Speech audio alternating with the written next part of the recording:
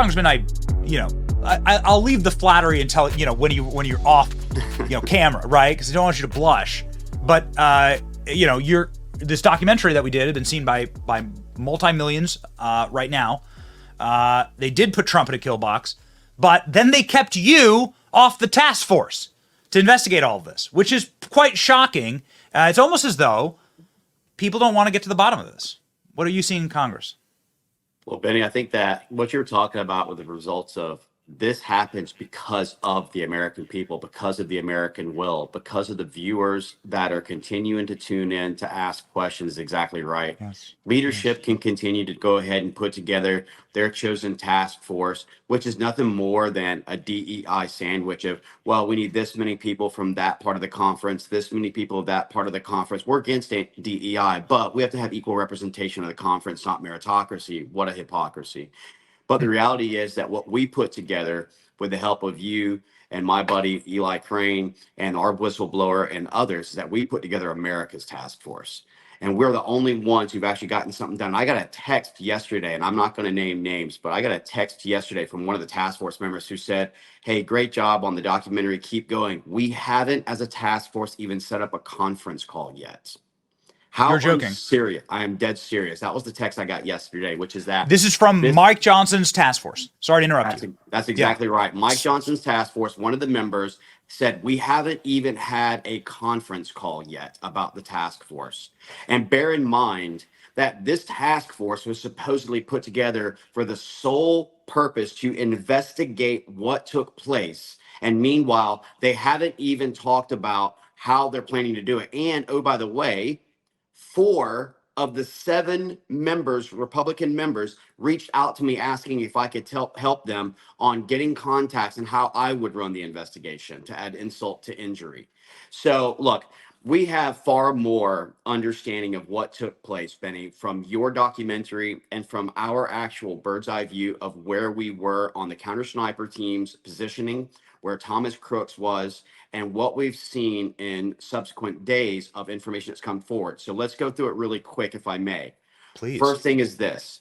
We know for a fact that there was a continual breakdown in communications and no comms plan put together whatsoever. That was further reiterated when local law enforcement said that the Secret Service never even showed up to the morning briefing. Now, you have the Secret Service saying, no, we did send someone, but local enforcement is saying we never coordinated and saw a single person on that day. Point 1.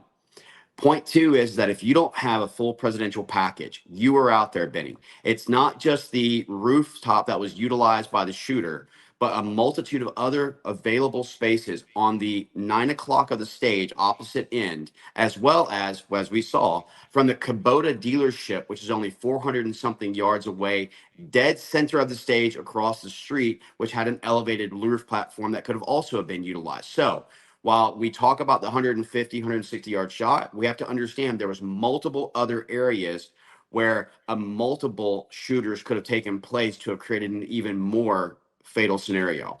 The other thing that we know is that local law enforcement offered a drone surveillance capability to Secret Service, and it was not utilized and denied. The question I have is why? You had Thomas Crooks, who had surveillance through his drone. You had Thomas Crooks with a rangefinder and not just a sophisticated multi-use and explosive device, but he even had a multi-channel transmitter where he could have actually looked at the ideas of detonating one as a distraction and deterrence, one to hit first responders, and then one for himself if he needed to later down the road. So this was a very sophisticated, complex attack and platform that was established that the Secret Service isn't talking about.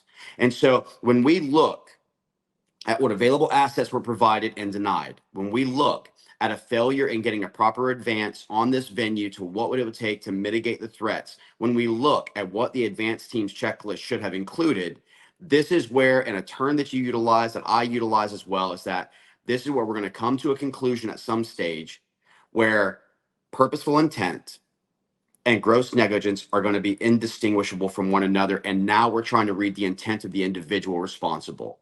And this is where we're going to get to a very difficult point. But I can tell you, I don't want to see classification. I want this transparency. I want the American people to have all the facts, all the documents, all the pinch points. I want to subpoena the data range cards, the advanced plan, the security plan, the comms plan, the evac plan, because you heard the Secret Service saying, where are we going? Where are we going? That shows poor planning, because your motorcade, which is your hardened structure, if you don't have a safe room to go into, your motorcade and your actual hardened AV is always your area to go to for a safe haven. So that mobile motorcade was your safe haven to be able to get into, that was bulletproof and resistance. And they should have known that from the beginning. And you had people on the stage in the Secret Service. What are we doing? What are we doing? That is not what you want to hear when you're talking about protecting the future president of the United States. I would not have approved this venue, Benny. So that's clear. And I want to roll the B-roll one more time, because I want to make this very clear to you, watching and viewing. Cory Mills, Congressman Cory Mills, is someone who is laying in the actual sniper position. Let's skip forward. I can show you. So here's footage of you literally laying down. What other members of Congress have done this? I got a bee in my bonnet, man. I got a thorn in my paw, the fact that Cory Mills is not on this task force. Cory Mills is running the real task force. What other members of Congress have you seen that laid down on the roof and actually brought rangefinders and have lain down where Thomas Crooks took those assassin shots at President Trump? Cory Mills is committed to actually finding the truth. What is the truth that you see so far, Congressman? Because we've seen quite a bit of astonishing lies out of the Secret Service. They've been called on the carpet for a number of times. That they've, for instance, Donald Trump didn't request more security. That's a lie. He did. The communications failures, they lied about that. And now they're saying there's not a surety as to where the actual other sniper position was. It seems like they're trying to bury this, Congressman. Well, not only trying to bury it, but they're just trying to go ahead and say, okay, mea culpa, I take responsibility. Now let's just go back to our lives now. Yeah. You know, you look at the fact that they have one of the largest security budgets, and yet they don't have any communications plans. And the acting director even said that his counter sniper teams was utilizing a cell phone for text messaging. Now, I'm sorry, as someone who has sat on a sniper system for a while, being able to come off and do this, hey guys, just want to let you know I may see something, JK, LOL, smiley face. That doesn't exactly give confidence in the fact that I'm on the scope scanning the environment. And now you think about the fact that they called out that there was a potential threat to the 3 o'clock. Now, they should have been very, very specific to say 3 o'clock, second building, first quadrant, red.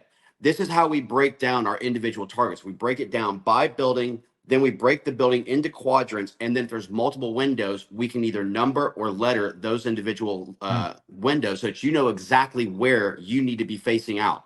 Not just a broad 3 degrees, you know, here's your, or 3 o'clock, sorry, here's your, you know, direction of fire, because for all they knew, the threat could have been on the ground. And that's very possible that the snipers were looking into the crowd to determine not up on the roof where things were happening. But then you had the idea that there was supposed to be 2 other individuals, 3 actually, that was supposed to be in the building that was overseeing. One we know of from our whistleblower and inside, that they actually had to go home for a family emergency, and that's verified and was a family emergency. Apparently a great officer who works there in the ESU team. But the other 2, as we were told, one had to go down to inspect this suspicious activity, and when he tried to get back in the building, either his data card did not work or he had forgotten his data card, which meant that the only other person in that window to oversee Thomas Crook's position had to descend down and actually let that person up, leaving the perfect case for a completely exposed and unprotected advantage point for the shooter.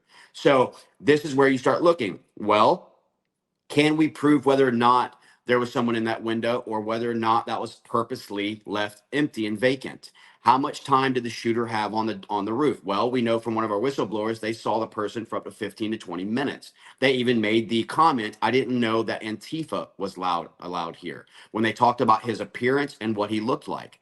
When you pull this apart, Benny, the amount of negligence that took place, the lack of coordination and resources that were on station is more than just negligence and complacency. And you're talking to a guy who has been deployed and understands the dangers of complacency in a wartime or a security environment. Yes, you take things for granted when you're doing it constantly. But I confirmed the other day with Command Sergeant Major Ken Christo, retired out of MARSOC, who used to be my team leader at the State Department. I said, how many of these have we done? And he said, Cory, I'll confidently say we've done at least 1,000 of these advances.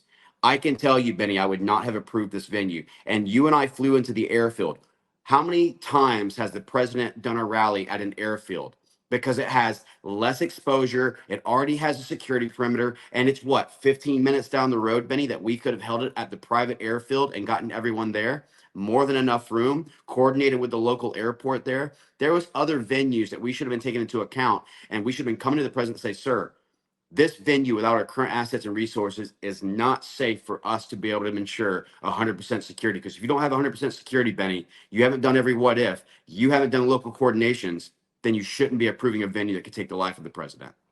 I just want to get your commentary quickly on the Secret Service whistleblower who said that there's going to be another assassination attempt on President Trump next 30 days or before the election. We're seeing the markets crash right now. This is going to really hang around Kamala's neck. I think Kamala is going to begin to sink horribly in the polls as everybody checks their 401ks and as all the crypto bros begin to seethe with rage and memes. And so we're going to see some real, that little tightening in the poll, I think is going to like descend quite quickly and the honeymoon's over. And so we're going to see Trump rocket back up. Do you think there's going to be another attempt on the president's life? Well, I don't think that we can take anything off the table. And I think that we also have to look geopolitically. We know that Iran had already been threatening the president and had him on his fatwa to begin with. That was after the successful counterterrorism strike of Qasem Soleimani. But also what people don't talk about is that also eliminated actually Iraq's largest Shia militia leader, which is a guy named Abu Mahdi al-Muhandis. So what's happening now, as of yesterday, you saw that Russia was sending in ILS 76s, which is a heavy cargo plane, which is utilized to transport usually heavy weaponry into Iran. Where that's going to be distributed from there, yes, obviously, I think that there's going to take place some issues when it comes to the launches against Israel. But I also think that Iran is going to understand that this event that took place means that the president is exposed. The cartels are watching this as our borders are open and we're seeing hundreds of people on known terrorist watch lists coming in. You're seeing where there's an overreaction right now, which is the right reaction by the Secret Service to plus up the security.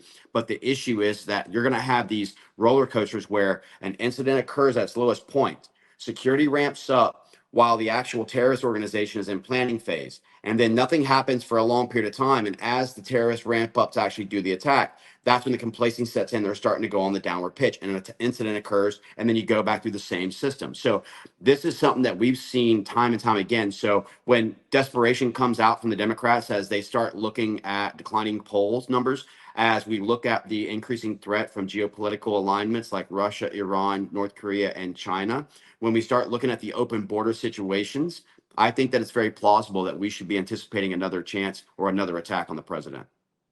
It's terrifying. Terrifying moments, ladies and gentlemen. And Congress is on vacation for a month. Isn't that great? Congress is on recess for a month. You know that, Benny. Yeah. No, I'm not talking about you, but yeah, you're not Speaker of the House, sadly. I think we'd have a very different, I think we'd be all singing a different tune. But Congress is on recess for a month, okay? So don't expect anyone to do anything except for the task force that I'm excluded from hasn't even had a conference call. So how unserious can you be as a task force to investigate the assassination, and yet you haven't even had a joint task force conference call? Incredible.